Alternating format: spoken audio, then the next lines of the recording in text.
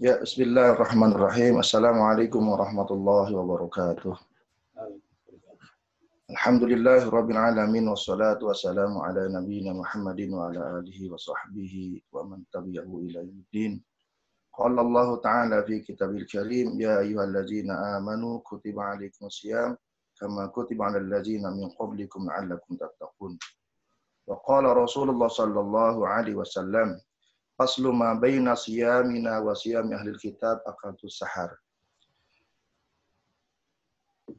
Para asatiz yang dirahmati Allah Subhanahu wa taala, alhamdulillah pada hari ini kita berada di hari-hari yang diistimewakan oleh Allah Subhanahu wa taala, yaitu hari yang di dalamnya kita banyak beramal, amal-amal kita lipat gandakan oleh Allah Subhanahu wa taala yang berada dalam bulan Ramadan ini. Karenanya insyaallah pada saat ini kita akan coba membahas bersama-sama tentang bagaimana puasa dan Ramadan. Ya, puasa dan Ramadan. Dan saya mengambil referensi dari buku yang berjudul Fikih Ramadan dari A sampai Z, menguak hikmah puasa dan Ramadan sampai ke akar-akarnya. Tujuannya apa? Tujuannya adalah bagaimana ibadah Ramadan yang setiap tahun kita laksanakan ini dapat memberikan pengaruh positif kepada diri kita, pada kehidupan kita, keluarga, dan masyarakat. Jangan sampai adanya Ramadan datang dan pergi begitu saja buat diri kita dan buat keluarga, apalagi buat masyarakat kita. Karenanya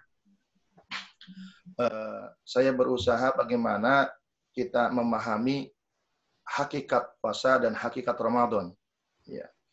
Pertama, saya ingin menyampaikan bagaimana Allah Subhanahu wa taala mewajibkan kepada kita itu puasa Ramadan. Ya. Tentu dalil yang sangat populer di tengah-tengah kita adalah ayat Surah Al-Baqarah ayat 183. Ya ayyuhalladzina amanu kutiba alaikumusiyam kama kutiba alal ladzina min qablikum la'allakum tattaqun. Ayat inilah yang menjadi dasar kita untuk berpuasa. Ya. Kalau kita mengurai ayat ini, ya ayyuhalladzina amanu, wahai orang-orang yang beriman. Ya. Ketika Allah Subhanahu wa taala menggunakan redaksi ya ayyuhalladzina amanu, wahai orang-orang yang beriman, ini ada pesan yang ingin disampaikan oleh Allah Subhanahu wa taala kepada hambanya, khusus untuk orang yang beriman. Ya, khusus untuk orang beriman. Ada pesan yang ingin disampaikan oleh Allah kepada khusus orang beriman. Ketika orang beriman ini mampu melaksanakan dengan baik pesan tersebut, maka Allah akan memberikan balasan yang terbaik untuk orang tersebut. Karena redaksinya ya ayyuhalladzina amanu, wahai orang-orang beriman. Ya, apa pesan yang ingin disampaikan oleh Allah? Kutiba alaikumusiyam, telah diwajibkan atas kalian asyam, berpuasa. Ya. Kalimatnya adalah kalimat fil madhur fil mudhari, fil madi masa lampau. Ya, kutiba alaikumusiyam, telah diwajibkan atas kalian asyam, berpuasa. Jadi ternyata kewajiban berpuasa ini bukan akan diwajibkan, tapi telah diwajibkan. Ya. Kenapa telah diwajibkan atas kita semua orang beriman? Ya. Karena ternyata orang-orang sebelum kita, orang-orang sebelumnya umat Nabi Muhammad SAW juga telah melaksanakan puasa. Yang berbeda adalah hanya caranya, waktunya saja yang berbeda. Intinya adalah sama sebagai sarana ibadah kita kepada Allah Subhanahu wa taala. Karenanya redaksi berikutnya adalah kama kutiba alal ladzina min qablikum, sebagaimana telah diwajibkan atas orang-orang sebelum kalian. Ternyata orang-orang sebelum kita, umatnya Rasulullah SAW, ternyata juga pernah atau diwajibkan berpuasa. Agar apa kita berpuasa? Iya, umat-umat terdahulu puasa, kita juga berpuasa. Agar apa? La'allakum tattaqun, agar kita semuanya ini mendapatkan derajat posisi yang bertakwa kepada Allah Subhanahu wa taala. Tercatat sebagai orang yang bertakwa. Karena orang beriman belum tentu juga bertakwa. Karena banyak redaksi-redaksi ayat-ayat itu, ya ayyuhalladzina amanu, ya ku anfusakum, atau ada ya ayyuhalladzina amanu taqullah, Wal tangdur nafsu ma qaddamat lighad. Wahai orang beriman, bertakwalah kalian, ya.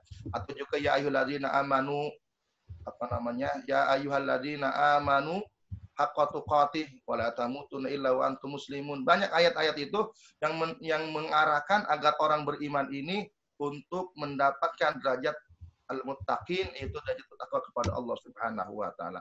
Bahkan hampir semua sarana ibadah-ibadah itu adalah bermuaranya agar kita menjadi orang bertakwa.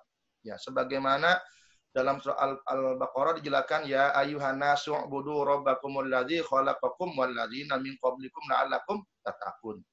Wahai manusia, beribadahlah kalian kepada Tuhan kalian. Siapakah Tuhan kalian? Alladzi khalaqakum min qablikum, yang telah menciptakan kalian dan menciptakan orang-orang sekalian, la'allakum tattaqun, agar kalian bertakwa. Ya. Ibadah-ibadah yang lain, sholat, puasa, ini adalah bagaimana semuanya bermuara kepada al-muttaqin, yaitu orang-orang bertakwa kepada Allah Subhanahu wa taala. Karenanya, bagaimana supaya kita mendapatkan al-muttaqin tersebut? Maka kita harus memahami apa yang kita laksanakan. Ya. Agar puasa kita istimewa, tentu kita harus melaksanakan sesuatu amal itu berdasarkan dengan ilmu yang kita miliki, ilmu yang memadai tentang amal-amal tersebut. Ya. Tidak mungkin kita dapat melaksanakan ibadah sholat dengan baik tanpa memiliki ilmu tentang sholat yang memadai. Tidak mungkin kita dapat melaksanakan ibadah puasa dengan istimewa, dengan baik, kalau kita tidak memiliki ilmu yang memadai tentang ibadah puasa. Karenanya banyak Rasulullah Shallallahu Alaihi Wasallam pernah bersabda, ya, redaksinya agak berbeda sedikit-sedikit, ya. Kam min shaimin laisa lahu min syami ilal ju'i wal atos. Ada juga redaksinya rubba shaimin laisa lahu min syami wal atos. Sungguh banyak. Ya, berapa banyak? Artinya menunjukkan banyak orang lah. Banyak orang yang berpuasa tidak mendapatkan nilai-nilai puasa, pahala puasa, yang didapatkan hanya mendapatkan lapar dan haus saja. Kenapa? Karena dia berpuasanya tidak didasar dengan ilmu yang memadai tentang puasa. Nah, karenanya bagaimana supaya puasa ini memberikan pengaruh positif buat kita, jangan sampai hanya puasa datang kemudian berlalu begitu saja tanpa memiliki tanpa meninggalkan sesuatu yang positif buat kita. Karenanya ilmu yang memadai itu penting untuk melaksanakan suatu amal. Mengapa kita berpuasa? Karena ternyata umat-umat sebelum kita juga berpuasa. Ya, siapa umat sebelum kita? Ya, kalau istilah dalam ilmu, dalam dalam usul fiqh ada disebut dengan asyar umman qoblana.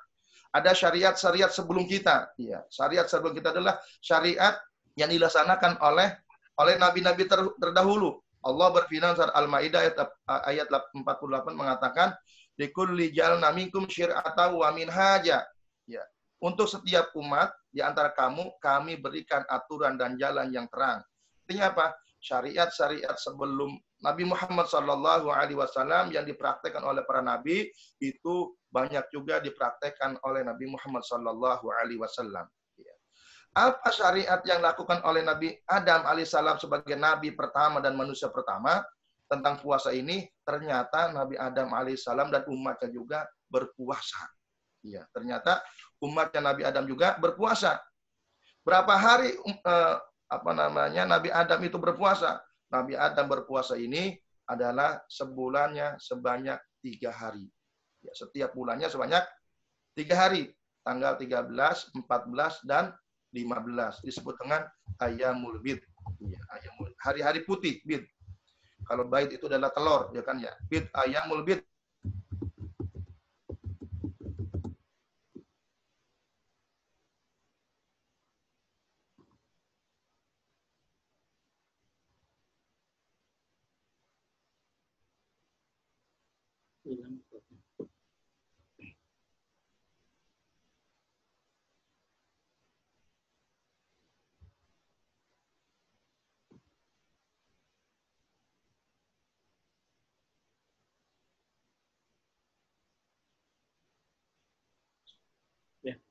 Ya.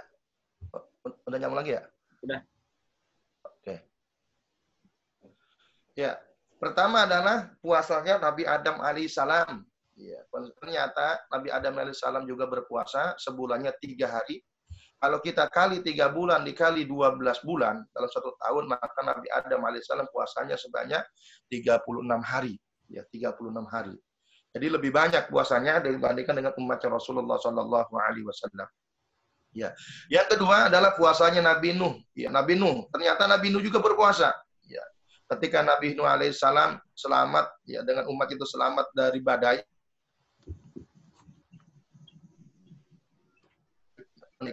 Tahu pada tanggal 10 Muharram atau saat 10 Asyura, kemudian Nabi Nuh alaihissalam sebagai bentuk rasa syukur, Nabi Nuh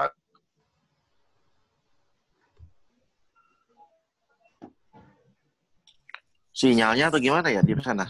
Kayaknya sih sinyalnya.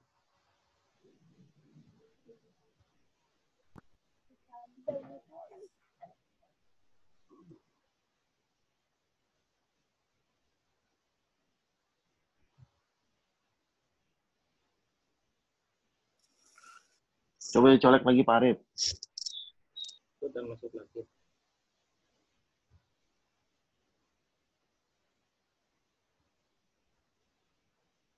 Oh, nanti ini pakai HP kali.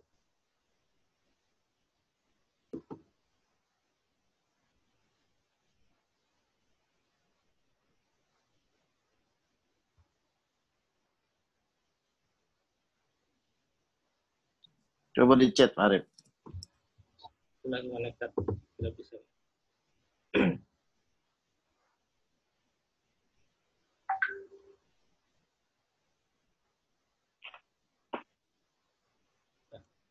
Halo.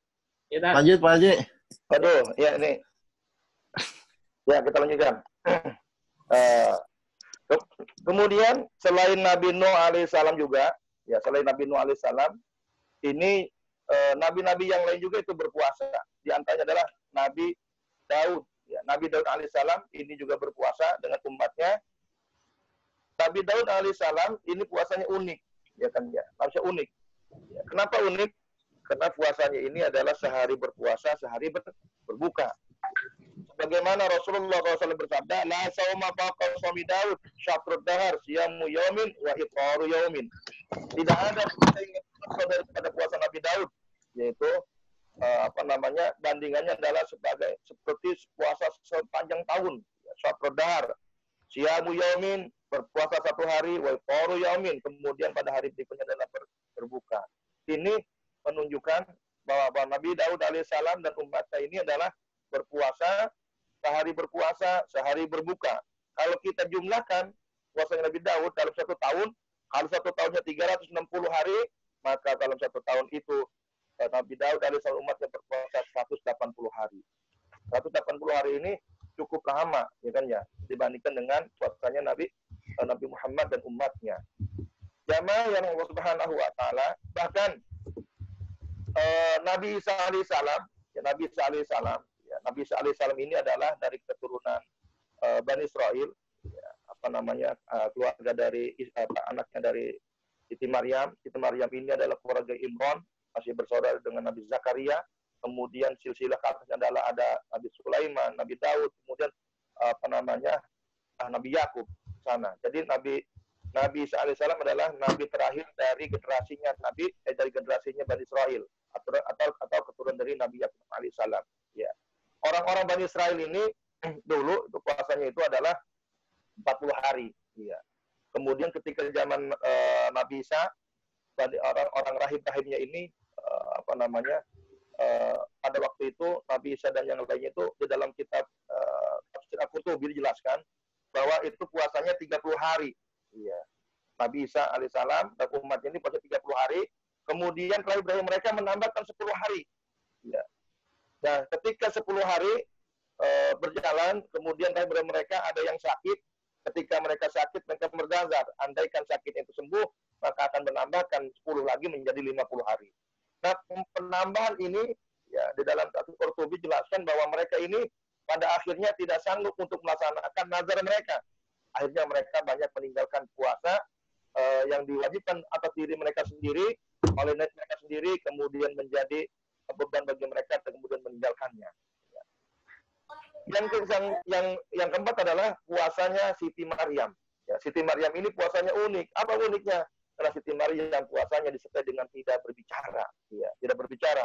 Bagaimana dalam surat Maryam ayat 26, wa kuli washrobi wa qari ainan fa imma tarayinna minal basyri ahadan faquli inni nadatul rahman shaman falan ukallimal yawma insiya. Ya, disertai dengan tidak berbicara ketika berpuasa. Nah, inilah para hadirin yang Allah Subhanahu wa taala, uniknya puasa-puasa orang-orang terdahulu.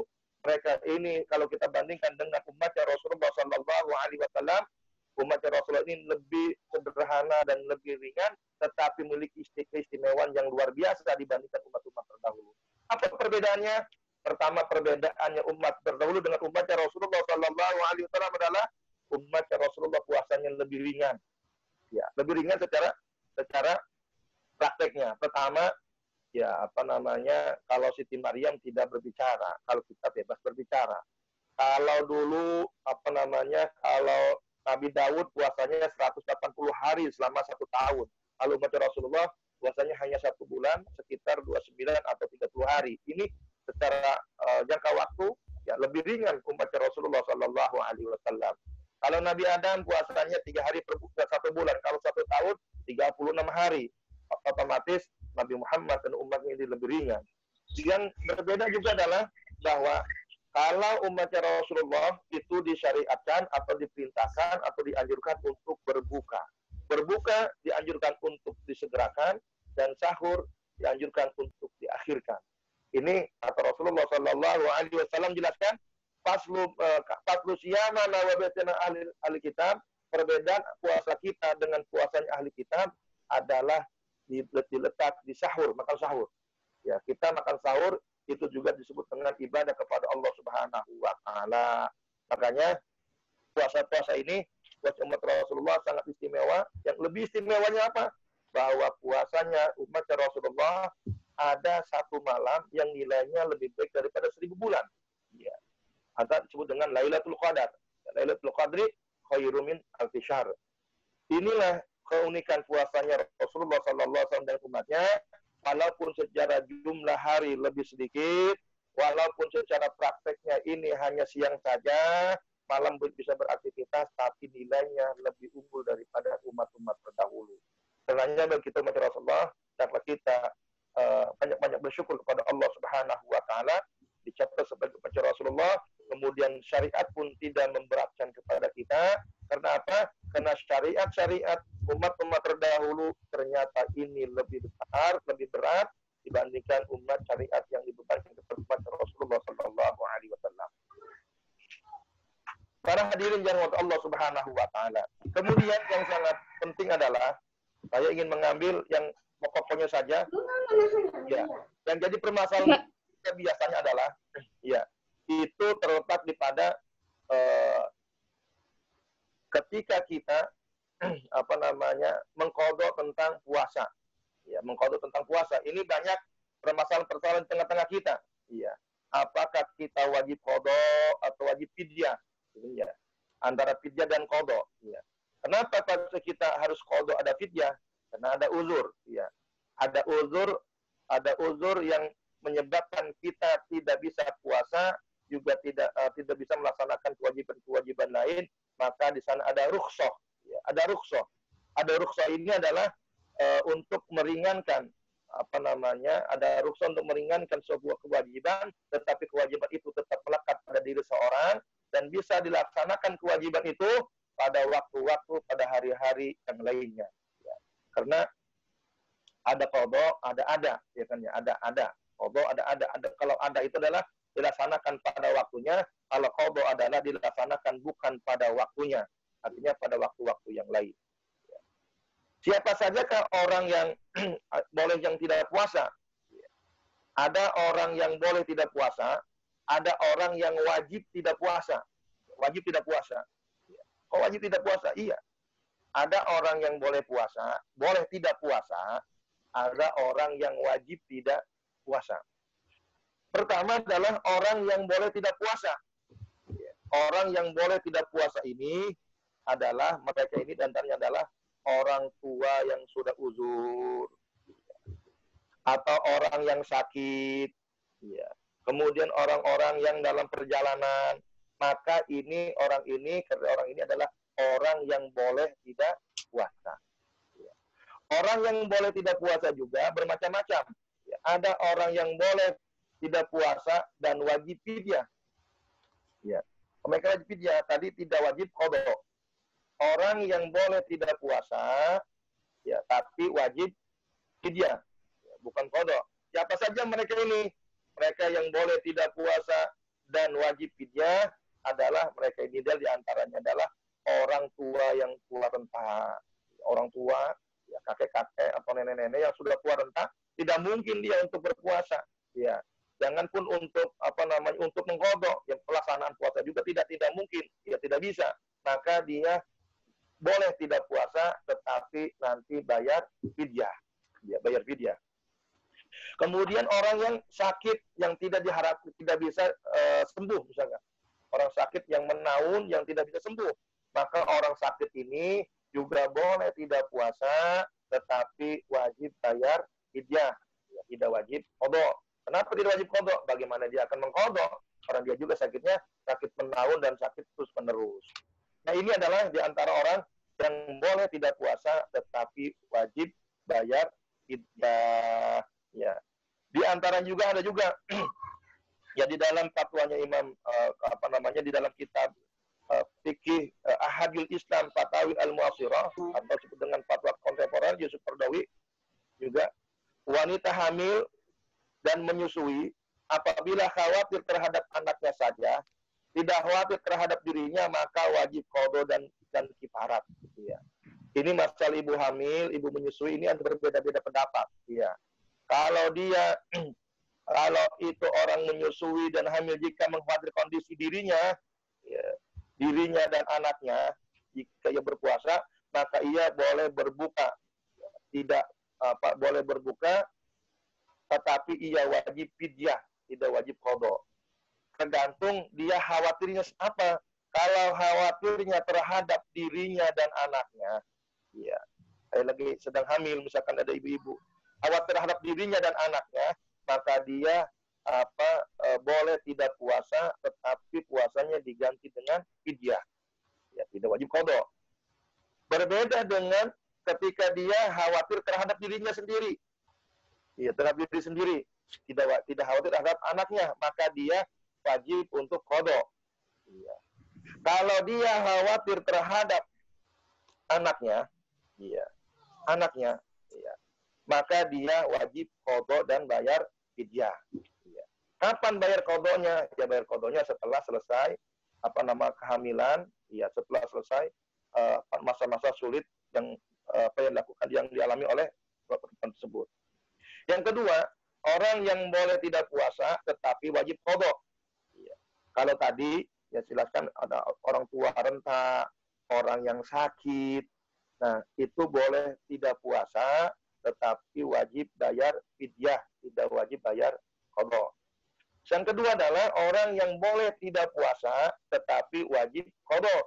Orang yang boleh tidak puasa tetapi wajib qadha adalah orang sakit yang dapat diharapkan kesembuhannya. Artinya sakit biasalah, sakit ya ketika puasa bulan Ramadan sakit, tetapi ketika bulan Syawal sembuh. Maka ini orang ini tidak boleh tidak puasa, tetapi membayarnya bukan dengan fidyah, tetapi dengan qadha. Kenapa dengan qadha? Karena ini bayaran yang terbaik, ya, qadha dibandingkan dengan fidyah, ya. Karena dia mampu di bulan-bulan yang lainnya, ya. Atau juga orang yang sedang perjalanan, ya, pada bulan Ramadan sedang perjalanan jauh, itu boleh tidak puasa, tetapi ketika selesai Ramadan dia wajib untuk membayar qadha. Itu orang yang boleh tidak puasa, ya. Jadi orang yang boleh tidak puasa ada yang hanya bayar fidyah, ada juga yang hanya membayar qadha. Yang ketiga, orang yang tidak wajib puasa tetapi wajib qadha, tidak fidyah, ya. Orang yang tidak wajib puasa. Orang yang wajib tidak puasa, ya, wajib tidak puasa. Siapa mereka ini? Iya. Siapa mereka ini orang yang wajib tidak puasa? Kalau dia memaksa puasa menjadi dosa. Siapa? Yaitu adalah orang-orang atau ibu-ibu atau perempuan yang haid dan nifas. Iya, orang yang haid dan nifas dia tidak wajib puasa. Iya. Tetapi dia wajib untuk membayar qadha. Orang haid, orang nifas ini adalah wajib qadha, tidak fidyah. Ketika selesai haidnya maka di bulan-bulan selain Ramadan dia wajib untuk membayar qada sejumlah puasa yang dia tinggalkan itu. Yang keempat adalah orang yang boleh tidak puasa dan tidak wajib qada dan tidak wajib fidyah. Orang yang boleh tidak puasa, tidak wajib qada, juga tidak wajib fidyah. Kok bisa? Bisa. Siapa mereka ini? Mereka ini adalah anak kecil yang belum balik. Ya. Anak kecil yang belum balik, ya boleh tidak puasa anak kecil. Ya. Anak kecil yang belum balik boleh tidak puasa. Kalau puasa boleh nggak? Ya boleh puasa kalau mampu. Nanti pahalanya untuk orang tuanya, bukan ya? Anak kecil yang belum balik, maka ini boleh tidak puasa. Ketika sudah balik, dia tidak perlu wajib, tidak perlu membayar qada ataupun tidak perlu membayar fidyah. Ya, anak kecil ini.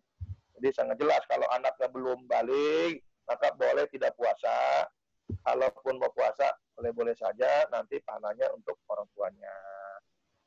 Para jamaah yang rahmat Allah Subhanahu wa taala, ini kadang-kadang menjadi problematika di tengah-tengah kita, apakah saya ini harus bayar fidyah atau qada ya? Ya tergantung sebabnya apa. Ya. Sebabnya kalau dia sebabnya misalkan tadi ibu hamilnya karena dia khawatir terhadap anaknya, ya maka dia wajib fidyah dan bayar qada. Ya ini dijelaskan oleh pengarang kitab Anu Talibin. Ya, Abu Bakar Muhammad Syafi'i Ad-Dimyati pada juz 2 halaman 241 mengatakan wa yajibu mudun ma'al qada'i ala hamilin wa murdi'in iftarata li khaufin 'alal walad.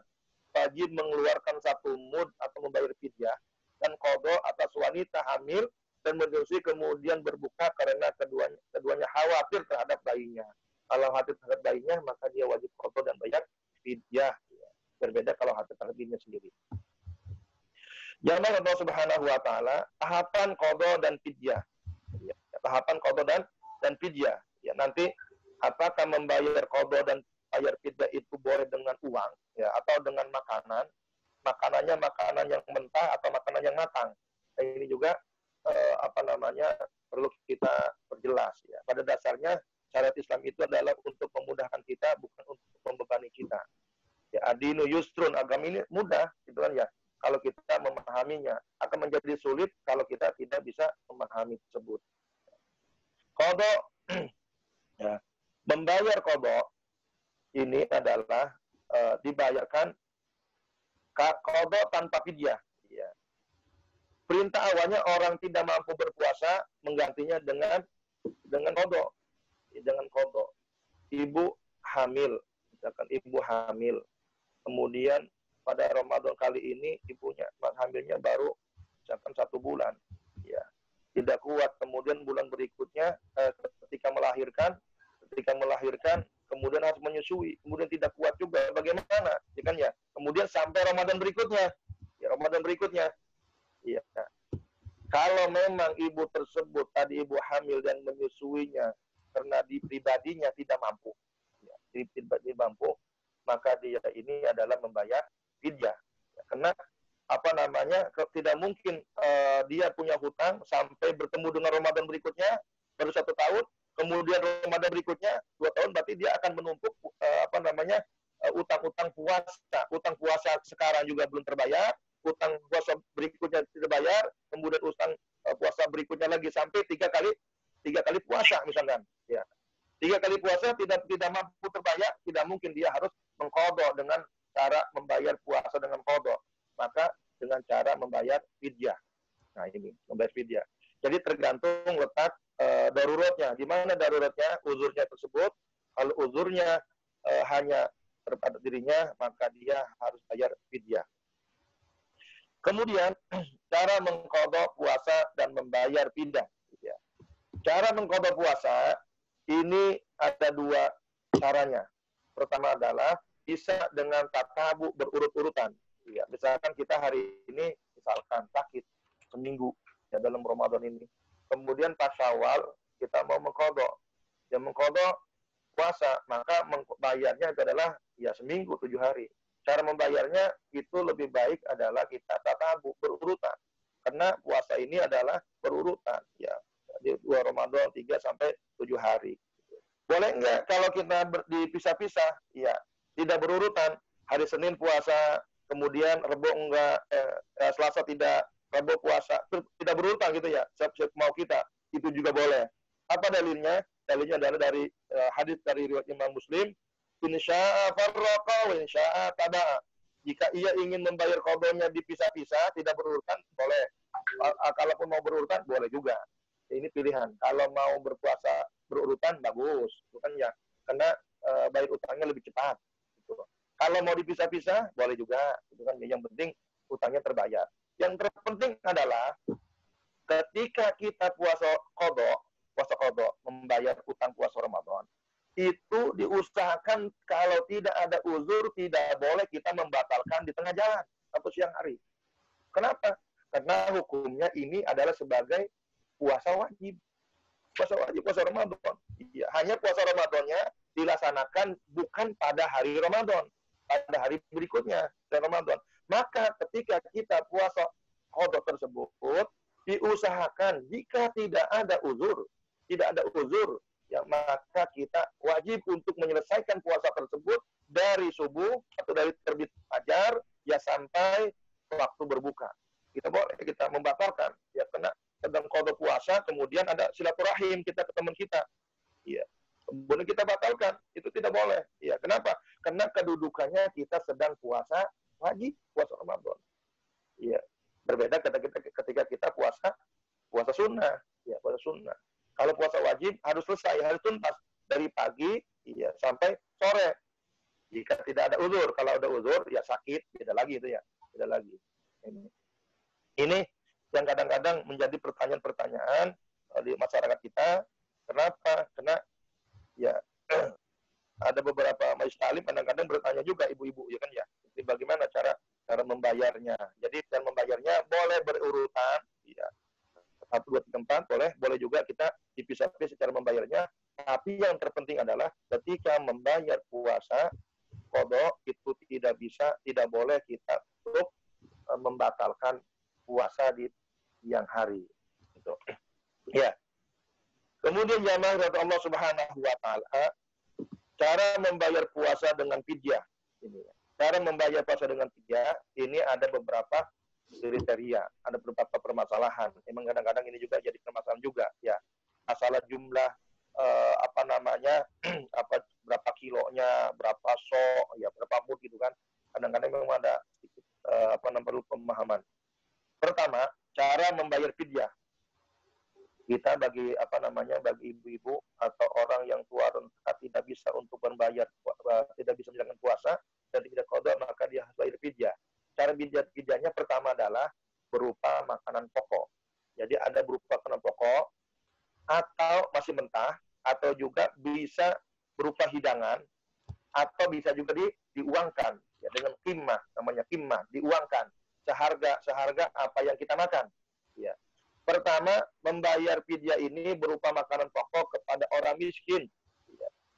Berapa banyak?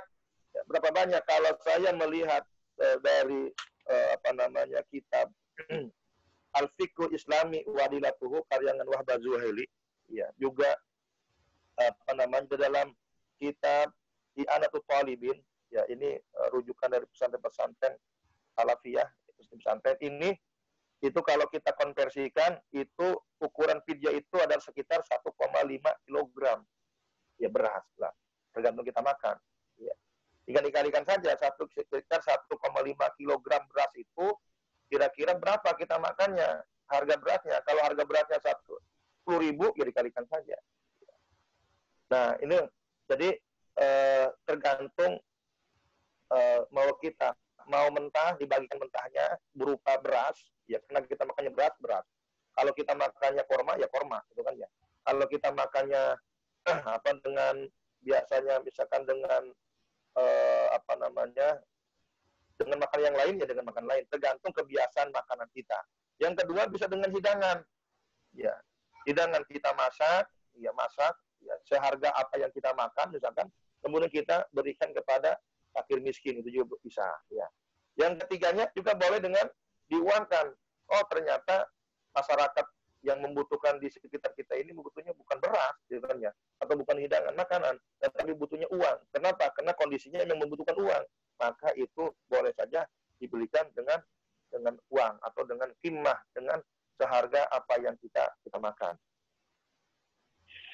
Jamaah Allah Subhanahu wa taala, ini cara tahapan membayar puasa yang tertinggal dengan fidyah, membayar fidyah. Jadi boleh dengan makanan pokok, boleh yang sudah matang, ataupun boleh dengan diuangkan seharga dengan apa yang kita makan. Kemudian yang jadi permasalahan adalah bagaimana cara membayar hutang puasa orang yang terlambat qadha. Ya, ini banyak juga di tengah-tengah kita. Ya. Hutang, misalkan hari ini ada seorang yang batal puasa, ya, kena sakit misalkan, ya, sampai misalkan ya 10 hari. Pas Syawal lupa sampai ketemu Ramadan berikutnya. Iya, lupa misalkan. Ya, sampai ketemu Ramadan berikutnya. Iya. Nah, berarti kan hutangnya ini punya hutang yang belum terbayar sampai tahun berikutnya. Bagaimana? Di sini para ulama ada berbeda pendapat. Pertama, ya, kalau jika uzurnya, jika terlambat membayar membayar puasanya ini kena uzur, ya, maka itu tidak harus membayar fidyah. Ya. Cukup pada Ramadan berikutnya lagi dia harus membayar sejumlah yang dia bayar. Ya. Tidak menjadi utang satu dibayar dua, tidak. Ya. Karena utangnya satu bayar satu. Kalau ada uzur, ya kan ya. Kalau tidak ada uzur, ternyata faktor kena kemalasan, ya, kena ogah-ogahan membayar utangnya, itu kan ya. Maka, ya, kalau tanpa uzur, tidak ada uzur syar'i, maka dia harus membayar qadha pada bulan berikutnya, setelah Ramadan berikutnya. Kemudian dia juga harus memberikan fidyah. Ya. Apa dalilnya? Man adraka Ramadan faftara lima radin thumma saha wa lam yaqdi hatta adraka Ramadan akhar wa man ladzi adraka thumma yaqdi ma alaihi thumma yut'imu an kulli yaumin miskinan. Barang siapa mendapatkan Ramadan kemudian berbuka, tidak berpuasa karena sakit misalkan, kemudian sehat kembali, kemudian tidak sempat mengqadhanya sampai bertemu dengan Ramadan berikutnya, maka ia wajib mengqadha puasa yang ditinggalkannya setelah melaksanakan puasa Ramadan, kemudian memberikan makan setiap hari kepada orang miskin fidyah. Ya. Ini diriwayatkan oleh Imam Ad-Durqutni dan Imam Al-Baihaqi. Jadi, kalau orang yang terlambat membayar qadha, kalau ada uzur, maka cukup membayarnya itu dengan qadha lagi. Kalau ada uzur, kalau tanpa uzur kena kemalasan dan yang lainnya, maka dia wajib bayar qadha sejumlah yang dia tinggalkan, kemudian dia juga wajib untuk memberikan makan terhadap orang miskin sejumlah hari yang dia tinggalkan tersebut. Kenapa kok bisa begitu? Karena dia telah lalai menjalankan kewajiban kepada Allah Subhanahu wa taala. Iya. Lalu bagaimana? Saya punya orang tua. Ya, orang tua saya pada Ramadan kemarin itu adalah tidak puasa, sakit kemudian meninggal. Nah, itu kan ya. Kemudian meninggal, bagaimana cara bayarnya? Rasulullah SAW pernah bersabda yang menurut Imam Bukhari dan Muslim, "Man mata wa siyam shoma alaihi waliyuhu." Siapa yang mati dan masih punya hutang puasa, maka dipuasakan oleh walinya, oleh kerabatnya, oleh anak-anaknya, itu boleh. Kalau orang tuanya meninggal kemudian masih punya hutang puasa, maka shoma alaihi waliyuhu, maka hendaklah walinya ini, kerabatnya, anaknya ini membayar hutang puasa orang tuanya. Ini juga pernah ditanyakan. Iya.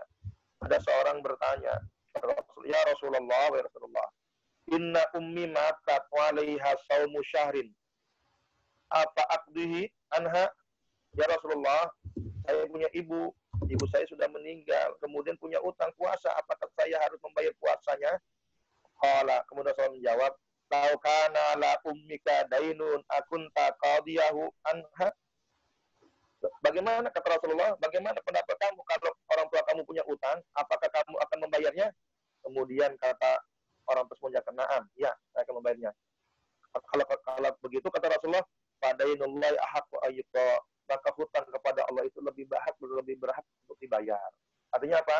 Artinya boleh seorang anak untuk membayar hutang qadha orang tuanya. Ya, membayar qadha hutang orang tuanya ketika orang tuanya ini memiliki hutang puasa karena sakit ataupun yang lainnya. Jamaah Allah Subhanahu wa taala, saya kira cukup untuk membahaskan masalah tentang puasa, tentang qadha, tentang sejarah puasa. Kemudian saya akan menginjak kepada keutamaan puasa dan keutamaan Ramadan. Ya. Berbeda keutamaan puasa dengan puasa Ramadan. Karena tidak semua puasa dilaksanakan pada bulan Ramadan.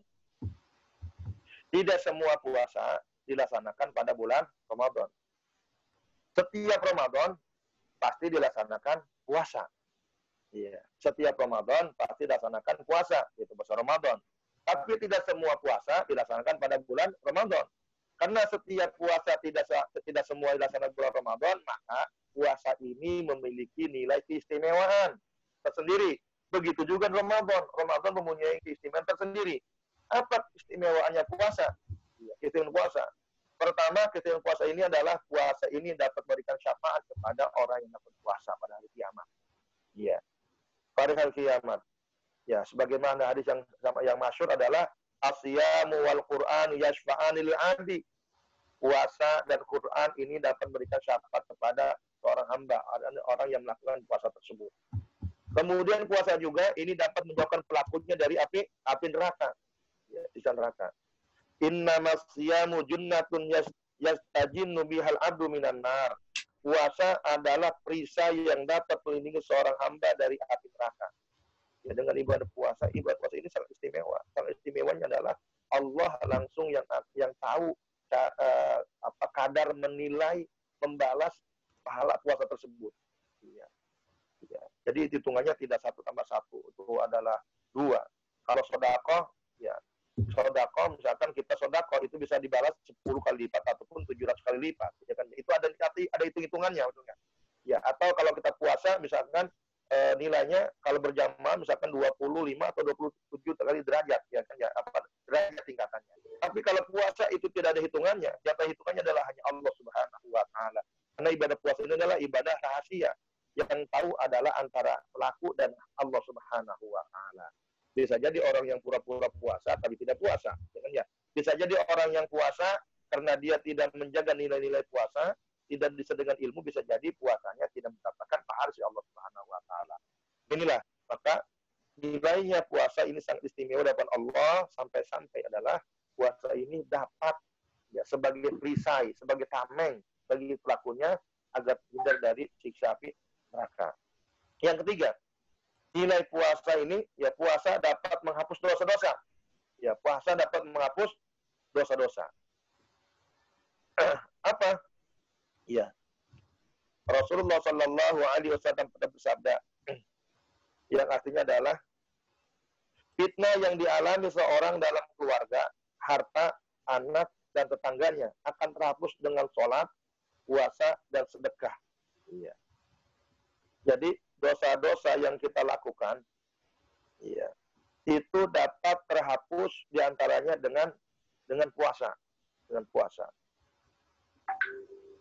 Seperti hadis yang mengatakan as-salawatul khams, salat 5 waktu, wa Ramadan ila Ramadan, tapi Ramadan ke Ramadan berikutnya.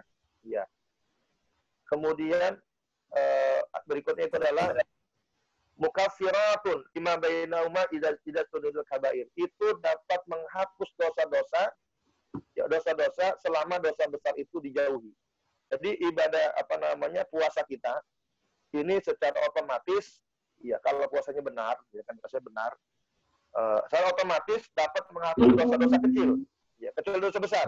Dosa besar ini permohonan khusus, ya tidak begitu saja terhapus dosa besar, maka ada persyaratan khusus kalau dosa besar. Kalau dosa besar nanti otomatis akan hilang, karena hilang, terhapus dengan perbuatan-perbuatan kebaikan kita. Maka penghapusan dosa ini ada 3 kriterianya. Ya. Ada redaksi kafaro yukaffiru. Ya, kafaro yukaffiru. Apa namanya? Kafaro yukaffir ini adalah kafirat, dapat tertutup, menutupi, cover.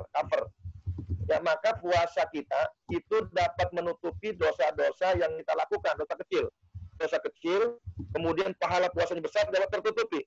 Ya, cover, tertutup. Seolah-olah dosa itu tidak ada, padahal dosa ada, tetapi tertutup dengan pahala ibadah puasa kita.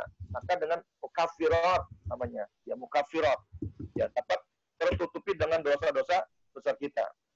Ya, seperti sedekah yang lainnya, seperti dalam surah Al-Baqarah ayat 271.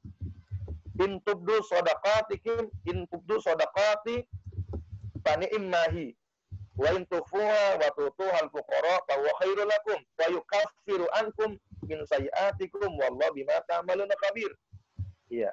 Jadi ini apa namanya? Dosa-dosa itu bisa tertutupi dengan perbuatan-perbuatan baik kita, dengan puasa kita, dengan sedekah kita, dengan sholat kita, maka dosa-dosa kecil itu otomatis akan tertutupi dengan pahala besarnya pahala puasa, sedekah, sholat kita dan yang lainnya. Ya. Yang ketiga, ada kriterianya adalah dosanya dihapus, hapus sekali. Yamhu, maha yamhu, ya, atau maha yamhi, dihapus dosa-dosanya. Yamhullahu ma yasha'u wa yuthbitu wa indahu umul kitab. Dalam surah Ar-Ra'd, Allah menghapuskan apa-apa yang Dia kehendaki dan menetapkan apa-apa yang Dia kehendaki, dan isinya terdapat umul kitab. Ya. Atau ittaqillah haitsu ma kunta wa atbi'is sayyi'atal hasanata tamhuha. Ya.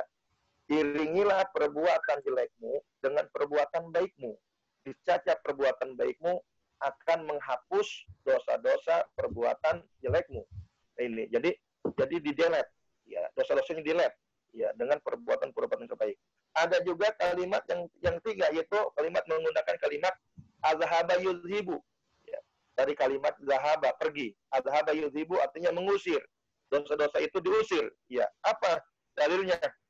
Wa aqimis shalah tarafin nahari wa zulafa minal lail. Innal hasanati yudhibna sayyi'at. Dalam surat Hud ayat 114. Ya. Innal hasanati yudhibna sayyi'at. Sesungguhnya kebaikan-kebaikan itu dapat mengusir, artinya dapat menghilangkan as-sayyi'at, keburukan-keburukan atau dosa-dosa. Ya. Jamaah Allah Subhanahu wa taala, inilah pentingnya kita banyak-banyak beribadah kepada Allah Subhanahu wa taala, banyak-banyak kebaikan. Insya Allah dari kebaikan-kebaikan yang kita lakukan, ya, ini keistimewaan umat Rasulullah. Apabila kita melakukan kebaikan, maka ini kebaikan ini dapat kasih Allah Subhanahu wa taala. Ya. Ini kadang-kadang yang jadi permasalahan di tengah-tengah kita. Kemudian keutamaan puasa ini adalah, ya, keutamaan puasa. Yang kelima adalah saking istimewanya puasa sampai-sampai Allah Subhanahu wa taala menciptakan pintu surga khusus bagi mereka yang berpuasa saja nilainya. Ya. Ya, ketika mereka puasanya dengan penuh keimanan, dengan penuh kehati-hatian dalam rangka dia berharap ridha Allah Subhanahu wa taala, Allah membuat pintu khusus untuk bagi mereka ini, yaitu bagi orang-orang yang berpuasa. Inna fil jannati baban yuqalu lahu ar-rayyan. Sesungguhnya surga ini mempunyai banyak-banyak pintu. Ya, yuqalu lahu rayyan, ada salah satu pintu namanya pintu ar-rayyan. Yadkhulu minhu shaimun. Orang-orang yang berpuasa nanti akan masuk ke surga melalui pintu ar-rayyan. Ya, yaumul qiyamati, pada hari kiamat, yaumun, ya. La yadkhulu minhu ahadun ghairuh. Yang tidak dapat dimasuki pintu tersebut selainnya. Ya. Jadi orang-orang yang berpuasa ini dibuatkan pintu khusus untuk masuknya, pintu istimewa, yaitu untuk namanya babur rayyan, pintu surga yang bernama pintu ar-rayyan. Ini yang istimewanya puasa, sampai-sampai Allah membuat pintu khusus untuk bagi mereka yang berpuasa. Tinggal kita sekarang adalah berlomba-lomba agar puasa kita istimewa di hadapan Allah Subhanahu wa taala. Yang keenam dan sangat penting adalah keistimewaannya puasa ini adalah dapat menahan syahwat, gejolak syahwat, menekan. Ya. Kalau kita lihat, ya, hadis ini sangat populer. Ya masyarakat syabab, wahai para pemuda, man istata'a minkumul ba'ah. Ya. Karena siapa di antara kalian ini mampu untuk menikah, fal yatazawwaj, maka hendaklah dia menikah. Iya. Fa inna abghadul basar, karena nikah ini dapat menundukkan pandangan. Wa afsalul farji, dapat menjaga kemaluan. Wa man lam yastati, barang siapa yang tidak mampu untuk menikah, ya, nikah juga belum mampu, ya, pali bisyam, maka hendaklah dia itu berpuasa. Ya, maka wajib dia berpuasa. Ditekankan dia untuk berpuasa. Fa inna lahu wija, kenapa berpuasa? Fa inna lahu wija, karena puasa ini adalah sebagai tameng. Ya, kalau kita perang dulu, kalau lihat kita lihat film-film perang itu kan ada tameng. Ya, tameng, perisai. Kalau orang memukul kemudian dihindar sama tameng tersebut. Nah, puasa sama, ya. Ketika orang yang berpuasa, puasa ini sebagai tameng dia, ketika dia mau berbuat jahat, dia sadar bahwa itu kan puasa, sebagai tameng, ya kan ya. Nah, sama juga seperti sholat. Ya, sholatnya istimewa, sholatnya yang benar itu adalah inna sholat tanhanil fasyai wal munkar. Sholat ini diantara fungsinya adalah dapat mencegah perbuatan fasya dan munkar, keji dan munkar. Kalau sholatnya benar, kalau orang sholatnya benar, dia insya Allah otomatis akan terhindar dari perbuatan keji dan munkar. Itu. Kecuali sholatnya tidak benar, rukun dan syarat dan rukunnya tidak terpenuhi misalkan. Maka sholat kemaksiatan tetap jalan. Kenapa kemaksiatan tetap jalan? Karena sholatnya tidak mampu dipenuhi dengan baik. Nah ini. Jadi sholat juga sama fungsinya adalah kalau sholatnya benar sebagai tameng kita agar kita tidak melaksanakan perbuatan keji dan munkar. Puasa pun begitu. Puasa ini dapat menekan gejolak syahwat, dapat menghindarkan pelakunya dari perbuatan kemaksiatan kepada Allah Subhanahu wa taala. Ya, kemudian yang ketujuh adalah puasa ini adalah sebagai jalan menuju ketakwaan kita kepada Allah Subhanahu wa taala. Sebagai dalil umum, ya surah Al-Baqarah tersebut ketiga adalah ya ayyuhalladzina amanu kutiba alaikumusiyam kama kutiba alal ladzina min qablikum la'allakum tattaqun. Ini ada 7 keistimewaan puasa yang mesti kita ketahui adalah orang puasa ini intinya adalah sangat istimewa orang puasa ini. Ya istimewa. Puasa ini baik puasa Ramadan ataupun puasa sunnah yang lainnya sama saja. Puasa ini memiliki nilai istimewa dari Allah Subhanahu wa taala. Kemudian keistimewaan atau keutamaan bulan Ramadan. Tadi puasa keistimewaannya. Sekarang adalah keistimewaan atau keutamaan bulan Ramadan. Kita sering mendengar ya sabda Rasulullah Sallallahu Alaihi Wasallam bahwa apabila datangnya Ramadan, pintu surga itu dibuka lebar-lebar. Ya, pintu neraka dikunci rapat-rapat. Kemudian setan-setan itu dibelenggu, dirantai. Ya.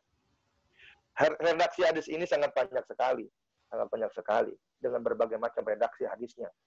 Tetapi yang saya ingin jelaskan adalah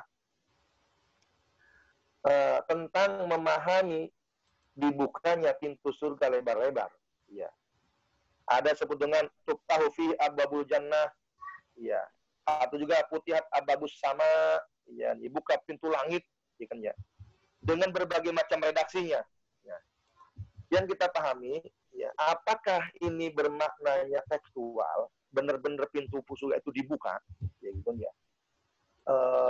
Apakah dimaknai dengan kontekstual, ya, atau dengan majazi. Ya. Ya, apa yang perlu kita pahami? Ya, kalau kita pahami bahwa pintu surga itu dibuka lebar-lebar secara tekstual, maka akan berbenturan dengan pemahaman ketika setan itu dibelenggu, dirantai. Benarkah setan itu dibelenggu, dirantai ketika bulan Ramadan? Kalau memang setan itu dibelenggu di bulan Ramadan, ya tidak bisa bergerak dan yang lainnya, kok kenapa pas bulan Ramadan ada saja orang yang ngaku muslim, orang yang ngaku beriman, tapi dia tidak puasa? Ya, tanpa uzur. Masih saja dia banyak melakukan keburukan-keburukan atau kemaksiatan.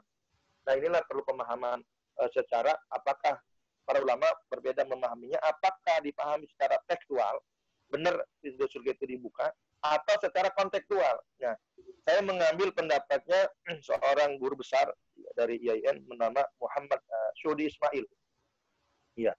Seorang ahli ahli hadis, ahli ulumul hadis mengatakan untuk lebih memudahi memahami hadis ini, ketika pintu surga itu dibuka, pintu neraka ditutup rapat-rapat, kemudian setan itu dibelenggu, adalah memahami dengan cara kontekstual. Apa kontekstual? Ya ketika bulan Ramadan, ya, jadi seolah-olah pintu surga itu dibuka. Apa dibuka? Karena di sanalah peluang-peluang kita beribadah sangat terbuka. Ya, sangat terbuka. Apa terbukanya? Karena ketika kita melakukan amal-amal kebaikan, ya, contohlah membaca Al-Quran, ya pada Ramadan ini, satu hurufnya saja dibalas dengan 10 kali lipat, bahkan lebih dari itu. Kata Rasulullah, alif lam mim bukan satu huruf, tapi alif lam mim adalah 3 huruf. Alif harfun, lam harfun, wa mimun harfun. Kalau satu hurufnya 10, maka alif lam mim 3 huruf. 3 kali 10, 30. Maka nilai pahala, nilai membaca Quran pada bulan Ramadan, nilainya minimal kita mendapatkan 30 ketika kita membaca alif lam mim, bahkan lebih dari itu. Ini. Jadi disinilah peluang-peluang orang masuk surga ini terbuka. Begitu. Peluang orang masuk surga itu terbuka. Kenapa? Ketika dia memberikan sodakoh, maka nilai sodakohnya akan dilipat gandakan. Ketika dia melaksanakan sholat wajibnya dilipat gandakan pahalanya. Ketika dia melaksanakan sholat sunnah, maka pahala sholat sunnah pun dilipat gandakan. Bahkan ketika dia memberikan buka, ya takjil misalkan, orang yang berbuka, ini juga dilipat gandakan. Jadi pintu surga seolah-olah terbuka sangat luas bagi orang-orang yang melaksanakan puasa, bagi orang-orang yang berbuat kebaikan pada bulan Ramadan. Ya, terbuka. Begitupun dengan pintu surga, pintu neraka tertutup. Jadi ketika peluang ibadahnya sangat terbuka, kemudian dilipat gandakannya pahala si Allah Subhanahu wa taala bagi orang yang melakukan kebaikan pada Ramadan, seolah-olah tidak ada peluang orang itu masuk ke neraka. Gitu ya. Tidak ada peluang orang itu masuk ke neraka. Kenapa? Karena orang waktu Ramadan ini kebanyakan orang yang beriman adalah melaksanakan ibadah puasa dan ibadah yang lainnya, jadi tidak ada peluang dia untuk masuk neraka. Bahkan setan pun tidak sempat untuk menggoda orang-orang beriman. Kenapa? Karena orang beriman itu, orang berpuasa itu, jangan pun matanya melek, gitu kan ya. Jangan pun sedang sholat, tidur pun, ya, walaupun hadis ini perlu dikoreksi. Tidur pun itu bernilai puasa. Orang yang puasa kemudian tertidur, ya tertidurnya karena dia niat misalkan nanti supaya nanti bisa sholat malam atau nanti bisa tarawihnya maksimal, maka tidurnya juga berpahala. Nah, jadi seolah-olah setan itu dia sulit untuk menggoda orang-orang yang beriman ketika orang beriman itu melaksanakan puasa dengan sungguh-sungguh, dengan baik, kemudian dengan ilmu yang memadai. Nah, ini salah satu versi pemahaman hadis ini, walaupun boleh saja silakan untuk memahami hadis ini secara tekstual. Misalkan, ya pintu surga dibuka, benar pintu surga dibuka, misalkan. Atau pintu neraka itu ditutup, ya benar memang pintu neraka itu ditutup.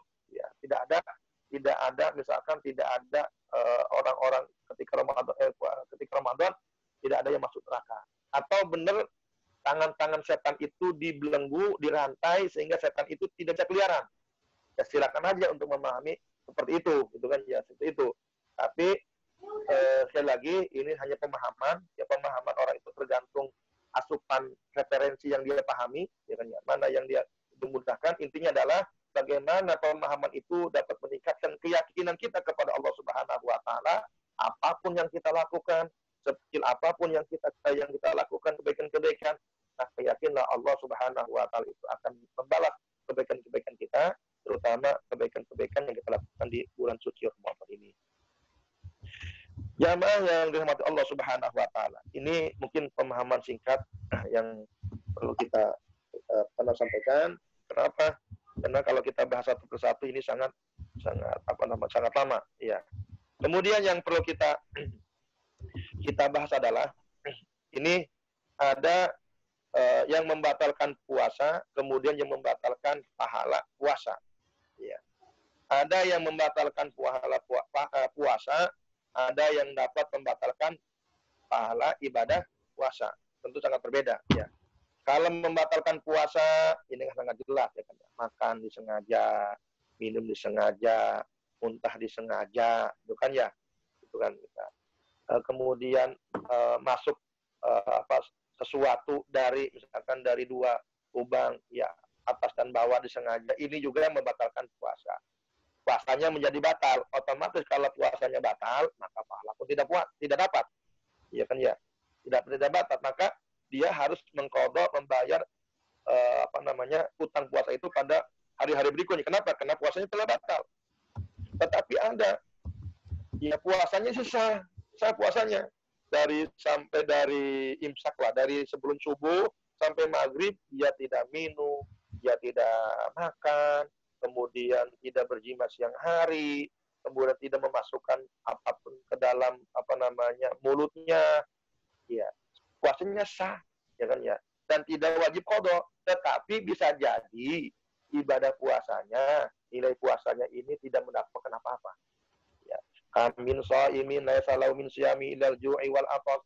Sungguh banyak orang-orang yang berpuasa tapi tidak mendapatkan nilai puasa insya Allah, tidak bisa masuk surga ar-Rayyan misalkan, tidak mendapatkan lipatan ganda pahala misalkan. Karena kenapa? Karena disebabkan dia banyak melakukan kemaksiatan pada bulan Ramadan. Ya. Bulan Ramadan sedang puasa, bergibah. Ya, maka puasanya ini nilai puasanya akan hilang. Ketika Ramadan berbohong, ya ketika siang hari Ramadan ketika berpuasa berbohong, atau ketika siang hari Ramadan dia bersaksi palsu. Ya, misalkan ya bagi karyawan kata pabriknya, ya kata PT-nya, boleh tidak masuk kerja. Ya, boleh masuk tapi jangan pulang kampung. Gitu kan ya, pulang kampung. Pas siang hari misalkan manajernya atau yang di pabriknya telepon, ada di mana nih? Ya, misalkan jawabnya ada di di Bekasi, padahal di posisinya dia sedang ada di luar Bekasi misalkan. Nah, ini kan berbohong berarti, kan ya? Berbohong. Ini hati-hati juga, ya. Jadi kalau kita berbohong hati-hati, nanti ibadah puasanya bisa jadi hilang. Ya. Khawatir. Maka bisa jadi puasanya sah puasanya, tidak wajib qadha, tetapi nilai ibadahnya itu bisa jadi hilang, ya hilang. Nih, jadi ada yang membatalkan puasa, ada yang membatalkan ibadah puasa. Ya, itu. Yang berbeda antara puasa sunnah dengan puasa wajib, itu adalah pertama, secara prakteknya sama-sama tidak makan siang hari, tidak minum, ya tidak berjima siang hari, sama. Tetapi yang berbeda adalah dalam niatnya. Kalau puasa wajib, puasa Ramadan antaranya, ini niatnya harus sebelum subuh. Ya, sebelum subuh niatnya. Saya berniat, itu kan ya. Kemudian kalau puasa sunnah, yang berbeda adalah boleh niatnya itu setelah subuh, ya sebelum zawal, sebelum zuhur misalkan. Ketika jam 10 belum sarapan, itu kan ya, lupa sarapan, sangat sibuknya.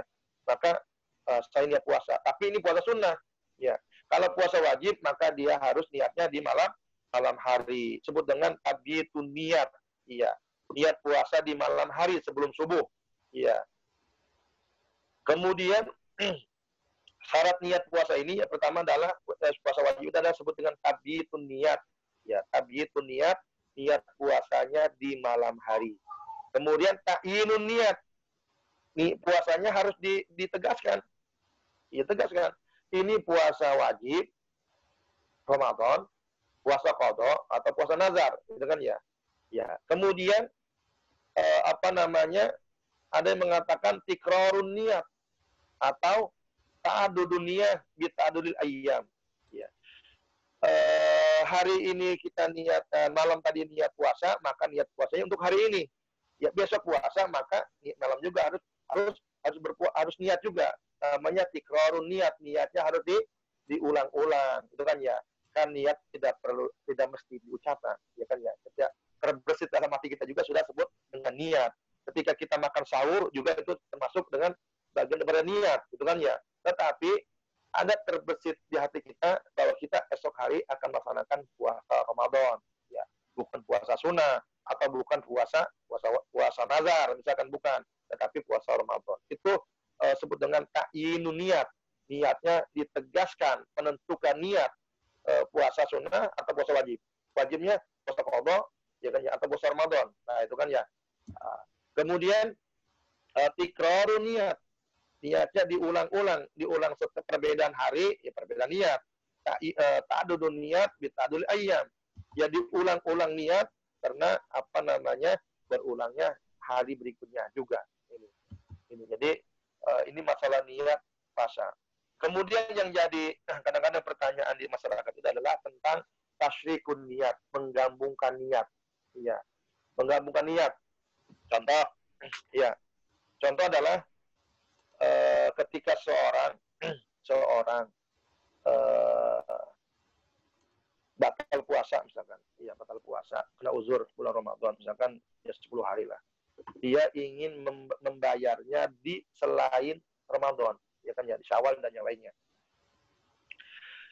Nah, ini masalah tasyrikun niat, menggabungkan niat. Kalau menggabungkan niat wajib kemudian dengan sunnah, puasa sunnah itu dibolehkan.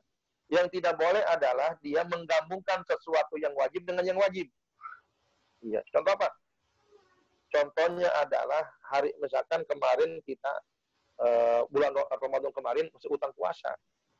Misalkan 3 hari atau 5 hari misalkan. Kemudian sekarang bulan Ramadan, sampai bulan Ramadan. Nah, kita niat bulan Ramadan hari ini, misalkan puasa ini, kita niatkan melaksanakan bulan Ramadan, puasa Ramadan dengan puasa qadha, misalkan tahun sebelumnya. Itu tidak boleh. Ya. Ya. Yang dibolehkan para ulama, ada yang membolehkan adalah ketika dia mengqadha puasa Ramadan, ya, misalkan di hari Senin. Ya, Senin.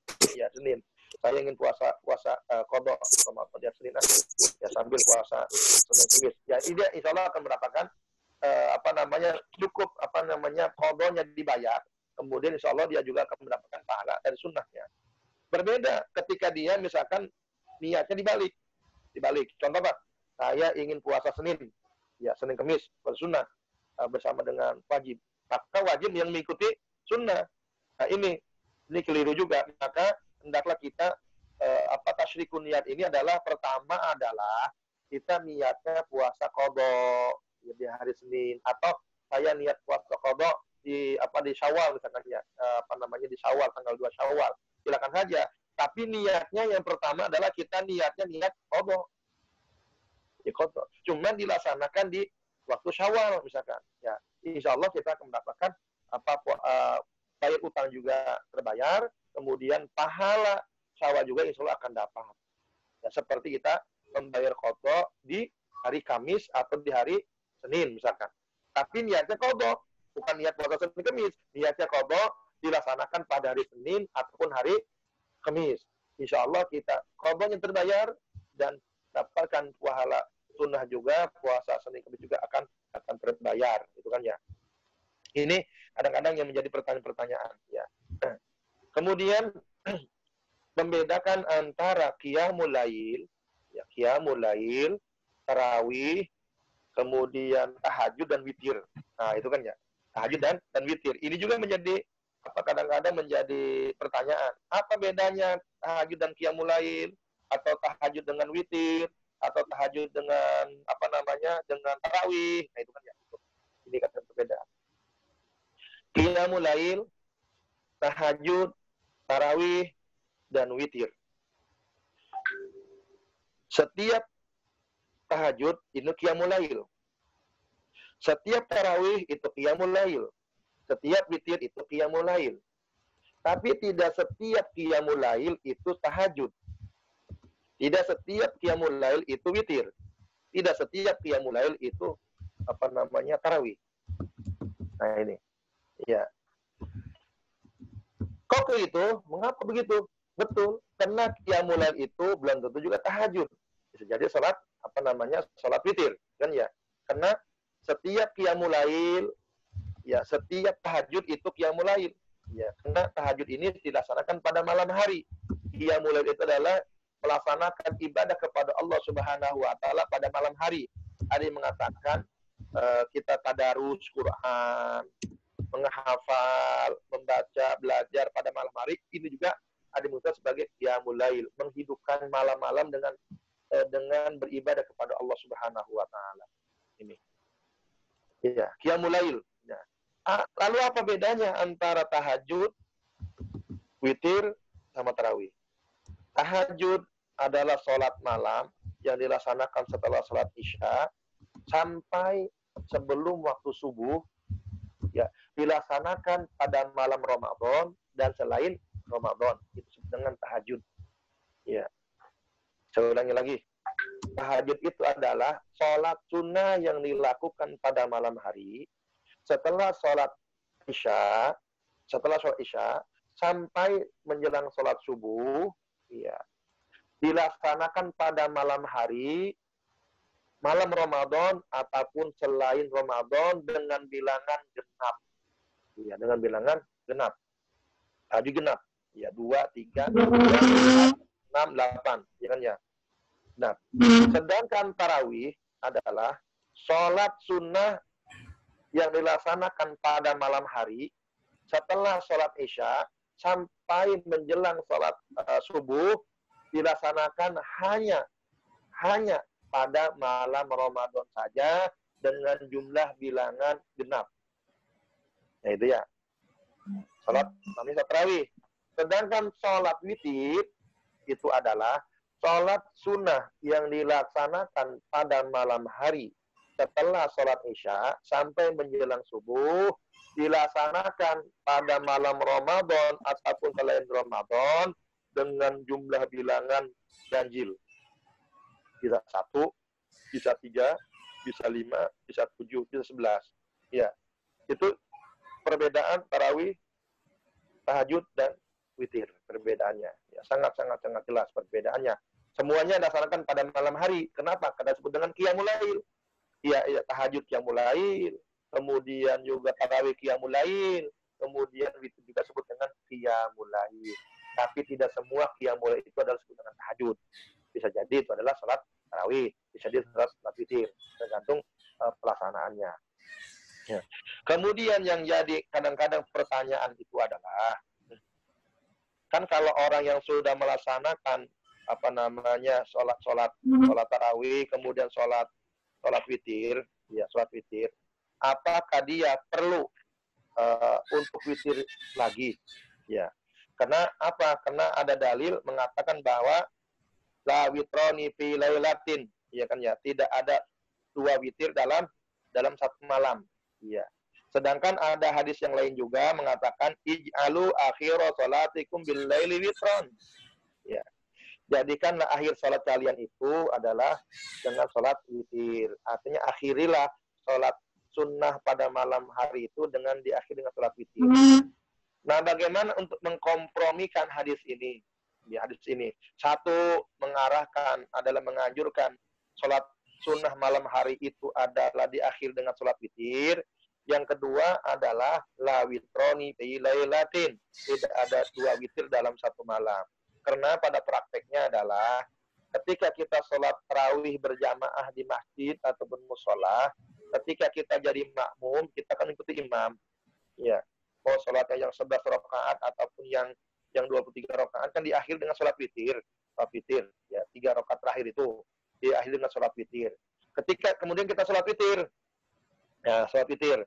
Kemudian ketika sholat witir kita pulang. Ya, pada malam hari setelah sahur atau sebelum sahur kita ingin sholat kembali. Ya, sholat tahajud atau sholat apalah gitu kan ya. Pertanyaannya, apakah harus dengan witir lagi? Karena ada hadis, jadikanlah akhir sholat kalian itu adalah ditutup dengan witir. Ya kan ya. Apakah harus witir lagi? Tetapi kan ada hadis yang lain mengatakan la witroni fi lailatin. Ya, tidak ada witir, tidak ada 2 witir dalam satu malam. Kalau begitu ada 2 witir dong. Apa 2 witirnya? Tadi setelah sholat tarawih, kemudian setelah sholat tahajud misalkan. Ini. Nah, saya mengambil pendapatnya Syekh Abdurrahman bin Nasr al-As-Sa'adi mengatakan di dalam syarah Umdatul Ahkam. Disunahkan melakukan sholat witir di awal malam sebelum tidur karena 2 kondisi. Disunahkan awal malam. Khawatir tidak bisa bangun di akhir malam. Ya, kalau kita khawatir, nanti kayaknya kecapean, kayaknya nggak bisa sholat witir malam-malam. Maka itu disunahkan, dianjurkan setelah sholat isya, setelah sholat witir. Yang kedua, melaksanakan qiyamul lail atau sholat tarawih lalu tutup dengan witir. Iya. Melaksanakan qiyamul tarawih kemudian tutup dengan witir. Iya itu. Menurutnya adalah mengikuti imam itu adalah yang terbaik. Kenapa? Kita melaksanakan sholat sunnahnya berjamaah. Otomatis berjamaah ini adalah mendapatkan nilai yang berbeda dibandingkan dengan sholat sendirian. Ya, sendirian. Nah, Lalu bagaimana kalau kita ingin sholat kembali? Ya dianjurkan kalau kita mau sholat lagi setelah sholat tahajud, sholat tarawih, kemudian sholat witir, boleh-boleh saja, tidak ada larangan kita sholat tahajud. Ya. Harus ditutup witir tidak? Di dalam kitab Al-Mughni, karangan Ibnu Qudamah mengatakan, mereka yang mengerjakan sholat witir pada malam hari, kemudian bangun untuk mengerjakan sholat tahajud, maka dianjurkan untuk mengerjakan 2 rakaat, dan tidak menambahkan sholat witirnya. Pernyataan ini diriwayatkan oleh Abu Bakar As-Siddiq, Amr, Sa'ad bin Abi Waqqas, Ibnu Abbas, dan para sahabat yang lainnya. Ini. Ada seorang yang bertanya kepada Imam Ahmad, tidakkah kamu menganggap bahwa tahajud tersebut membatalkan sholat witir? Ia menjawab tidak. Setelah itu ia mengatakan, apabila seseorang melakukan hal itu, maka tidak masalah, karena tidak dilakukan juga oleh yang lainnya. Artinya apa? Kalau kita mengambil pendapat Ibnu Qudamah, ya di dalam kitab Al-Mughni, maka kalau kita setelah sholat tahajud, tidak mesti diakhiri dengan sholat witir. Ya, karena witirnya sudah tadi, ya sudah wati. Karena la witroni fi lailatin, tidak ada 2 witir dalam satu malam. Satu pin.